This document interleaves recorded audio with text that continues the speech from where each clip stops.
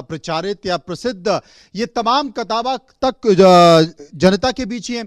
तो वहां पर हम गए, हमने कुछ सवाल पूछे, लोगों से सवाल पूछे और लोगों ने उसके जवाब भी हमें दिए। जो सवाल पूछे वो आपके सामने सर्वे के तौर पर। पहला सवाल जो हमने लोगों से पूछा वो पहला सवाल था कि क्या महिला की कोख से जन्म लेकर महिला के पवित्रता पर सवाल उठाना सही है? 77% लोगों ने कहा बिल्कुल सवाल उठाना सही नहीं है। 23% लोगों ने कहा बिल्कुल सही है सवाल उठाना। और एक और सवाल हमने लोगों से पूछा, जनता से पूछा।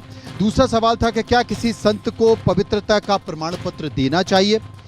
41% लोगों ने कहा बिल्कुल नहीं देना चाहिए। 55% लोगों ने कहा नहीं और 4% लोग इस पर कुछ भी कहना नहीं चाहते थे। एक बड़ा पैनल है, मैं सबका परिचय करा देना चाहता हूं। स्वाति तिवारी हैं, सामाजिक कार्यकर्ता, मेरे साथ मौजूद हैं। नाजिया इलाही हैं, एडवोकेट हैं, सामाजिक कार्यकर्ता हैं। रितु सिंह हैं, ज्योतिषाचार्य हैं। और प्रियंका राणा मेरे साथ मौजूद हैं, सामाजिक कार्यकर्ता हैं। साथ भी प्रज्ञा भारती हिंदू धर्म गुरु हैं और डॉक्टर पारुल चौधरी वैदिक स्कॉलर हमारे साथ जुड़ेंगे। सबसे समझने की कोशिश करेंगे। लेकिन चर्चा इसी बात को लेकर कि आखिर देश में हो क्यों रहा है, क्योंकि संत ही समाज को रास्ता दिखाता है, संत ही आपको सनातन की तरफ ले जाता है। तो क्या सनातन में इस तरह के बयानों की जगह है या फिर एक नया सनातन, एक नया सनातन समाज बन रहा है, उसमें कोई भी कथावाचक कुछ भी बोलेगा और समाज को उसको स्वीकारना पड़ेगा, समाज उसका विरोध नहीं कर सकता। समाज अगर उसका विरोध करता है तो वो हिंदुत्व का विरोध हो जाता है, वो सनातन का विरोध हो जाता है। क्या ये सही है या नहीं है? तमाम लोग मेरे साथ मौजूद हैं। सबसे पहले मैं चलूंगा साध्वी प्रज्ञा भारती जो कि हिंदू धर्म गुरु हैं। साध्वी जी, आपसे मैं पूछना चाहता हूं, ये जो तमाम कथावाचक हैं, बड़ी लंबी फहरिस्त हो गई है कई कथावाचकों की, लेकिन 2 कथावाचक बड़े चर्चाओं में हैं। पहले अनिरुद्धाचार्य जो लड़कियों पर बयान दे रहे हैं, उनकी शादी पर बयान दे रहे हैं, उनके कौमार्य पर बयान दे रहे हैं, उनके चरित्र पर बयान दे रहे हैं। दूसरे प्रेमानंद हैं, नए नए चर्चाओं में आए, काफी प्रसिद्धि पा रहे हैं और रुपैले पर्दे से लेकर खेल जगत से लेकर तमाम लोग वहां पर आशीर्वाद लेने जा रहे हैं। लेकिन इनकी ये वाणी, इनके ये शब्द क्या समाज को स्वीकारने चाहिए और क्या यह उचित है? देखिए मनोज जी, आपने जो प्रश्न किया है ये बहुत ही इंपॉर्टेंट प्रश्न है और एक चिंतन का विषय है संपूर्ण समाज के लिए, खासकर आज की डेट में। Because we are in 2025, we are not in 1857 और प्रोबेबली 1947।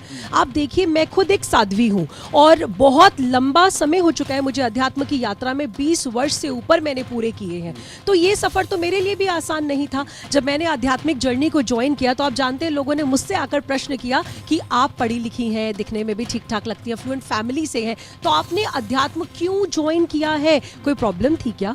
कोई हार्ट ब्रेक हुआ था क्या आपका? So this is the mentality of the people. हम जब महिला आगे बढ़ती है समाज में किसी भी क्षेत्र में, तो लोग आगे आकर प्रश्न करने लग जाते हैं। अब मैं आपकी बात का जवाब देती हूँ कि जो कथावाचक हैं, जो संत हैं, उनके मुख से तो ऐसी बातें बिल्कुल भी अच्छी नहीं लगती है मनोज जी। उसका कारण ये है, देखिए मैं खुद साध्वी में उनका समर्थन कतई नहीं करूंगी, because we are educated, we are cultured, we are civilised. हम 2025 में रह रहे हैं। अगर हमें युवाओं को सनातन संस्कृति से जोड़ना है, अभी आप देखिए महाकुंभ हुआ, पूरे विश्व से भारत एक आकर्षण का केंद्र बना, यूथ आ रहा है, विदेशी आ रहे हैं। क्यों आ रहे हैं? क्योंकि हमारी विशाल और विस्तृत सोच को देखकर, क्योंकि हमारे शोल्डर्स पर एक बहुत बड़ी जिम्मेवारी है। मात्र यश कमाना ही काम नहीं है एक कथावाचक का और एक संत का।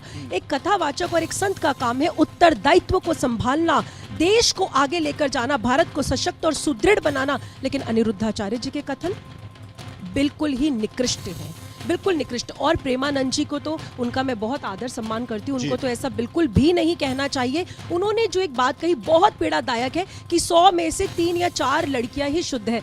आप किसी को कैरेक्टर सर्टिफिकेट नहीं बांट सकते हैं, विद ऑल ड्यू रिस्पेक्ट मैं आपसे कह रही हूँ।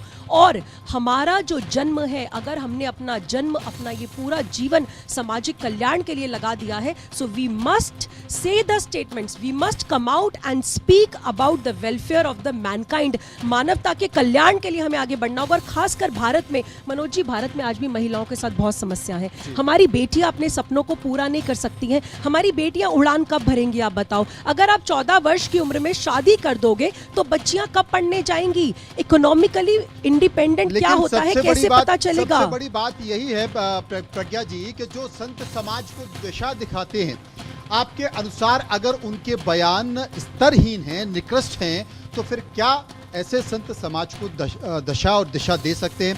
मेरे साथ नाजिया इलाही। नाजिया जी मुस्कुरा रही, जरा बता दीजिए। नमस्कार, हर हर महादेव, भारत माता की जय। प्रेमानंद जी की तो मैं